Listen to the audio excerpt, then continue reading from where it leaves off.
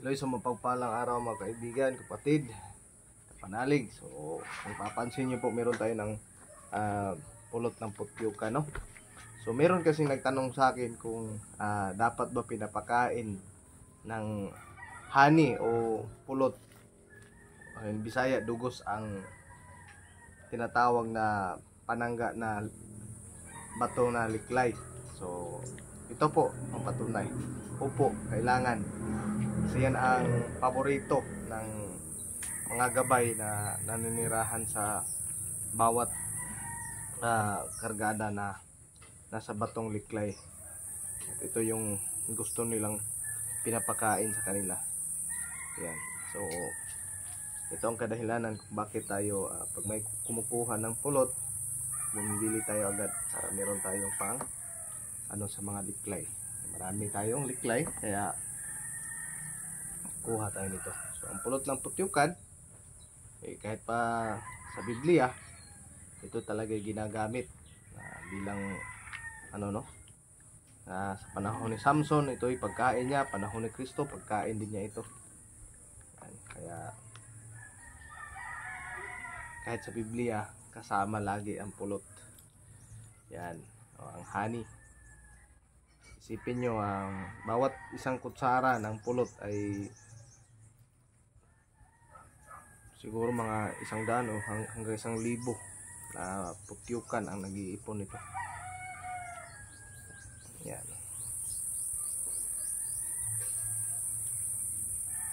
Yan, ito din ang pinaka good sugar kasi ito ay gawa ng kalikasan. Guwang yung siya o kuwan daw. Tagalog niya. Gulang na siya ang kuwan. Gulang din iyang balayan na. Dugay-dugay na yun no? Dugay mga 4 bulan na doon na. Bantayan, pero way lang nga. Walay nang arastik panguha. Yan. So, kahit kayo balay? Kahit kumuton. Guwang na. So, ito guys. Ang tagakuha nito ay mag-anak ko. Yan, tinatawag ko agaw. Ayaw magpakita sa camera. Hindi din bihira ang pagkuha nito kasi yan o. Itong ba yun o? Dili ditong kabang no? Ito yun o. So, ito yung matapang na putyukan. Yan, pagkuha niya hindi basta-basta. Talagang inaakyat pa ang puno. Tapos, siyempre, kinakagat talaga. Kahit pa sabihin na meron kang namo o yung pagpausok, talagang hindi pagkakaila na minsan na nakakagat pa rin yung tagakuha nito.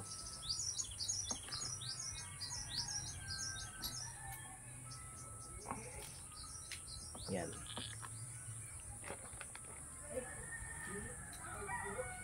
So mainam po pag meron kayong liklay dyan, talagang kailangan nyo mag-produce ng pure.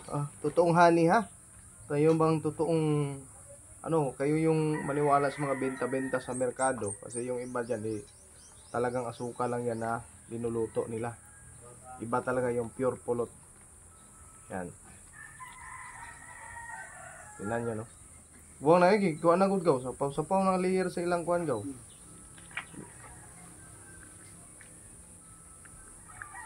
Ito niyo, muna yung buwang. Dili siya retasuhon, di man makumuto wala. Tarong. Gahi na kayo. Sa kuhan pa ba, nabahi na.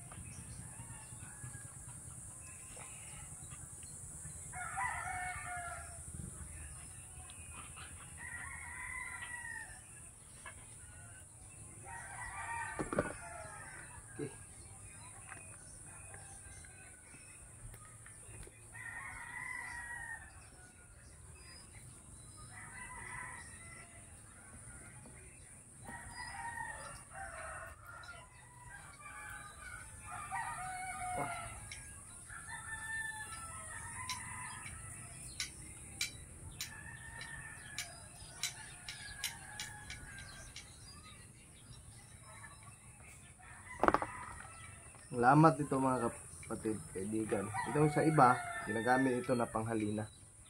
Yan, itong tinatawag na udlan. Ano yung udlan? Yung binabahayan nila. Ginagamit ito sa iba na mga panghalina. Yung iba nga, ginagamit nila ito sa panggagayuma. Meron kasi mga marunong gumamit. Yan, alam natin yan, pero hindi natin na-apply ha. Sa atin is panghalina lang.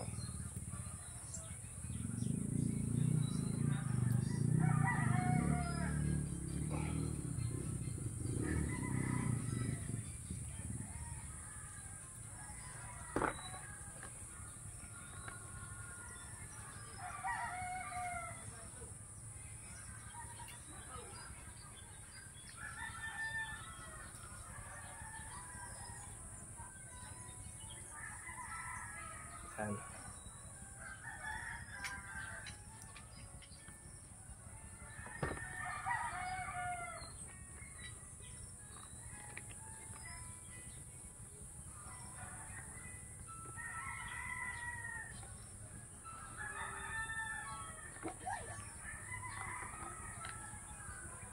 Yan, tingnan nyo gano'ng karami.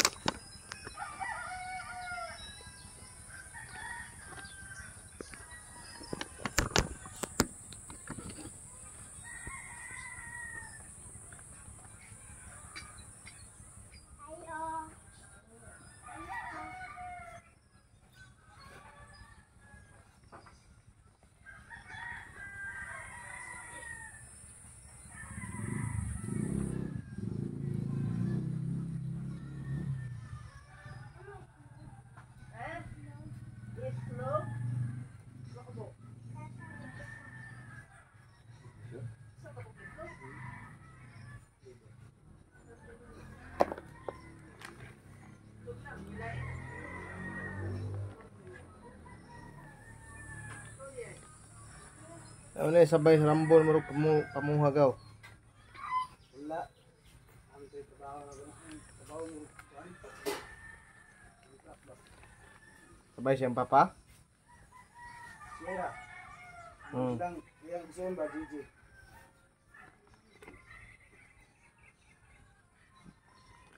Wala pod balay ra ba?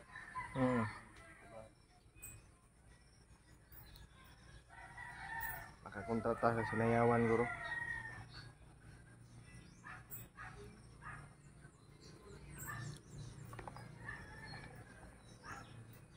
Kung maniaging si Mana may daghan ikuha.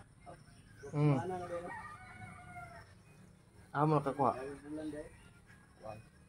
Sa wan, ay lapaton. Bakit sa pa ya pod napan? Ito ilang siri. Bus. Bus. Ang kauyanon kita ba? Oo. Lapit lang inday ng una. Oh, karon nga lang din mo. Wala lapit daw yan. Ay lubong no yanon.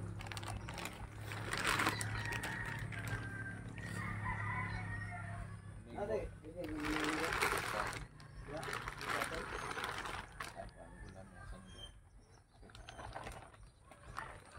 bus na gawad.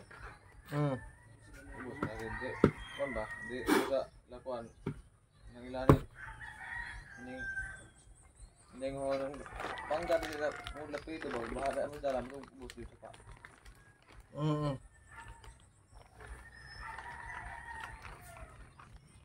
Yan tulungan sa ba. Leopard? Pila? Iyo, ay palapad. Tama po no. Limang ko talong.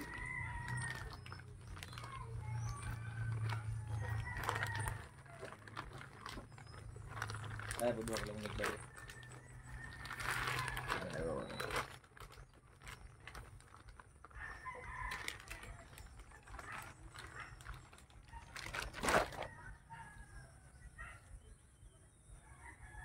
Gagmoy ba? Oo, okay ran. Pino. Yan na, okay na yan. Yan guys, oh. Sa mapagpalang panahon, abot ito ng 2 long neck.